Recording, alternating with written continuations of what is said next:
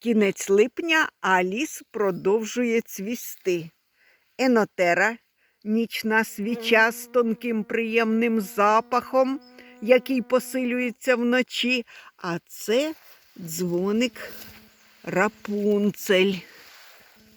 Пам'ятаєте дівчину із казки Рапунцель, яка ж краса?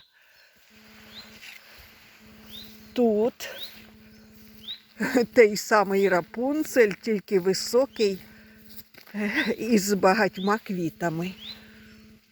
Якісь перецвіли, якісь іще є.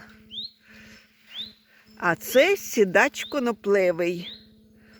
Не хвилюйся і не плач, заспокоїть, бо сідач. Ще не зовсім розцвів, трава з заспокійливим ефектом.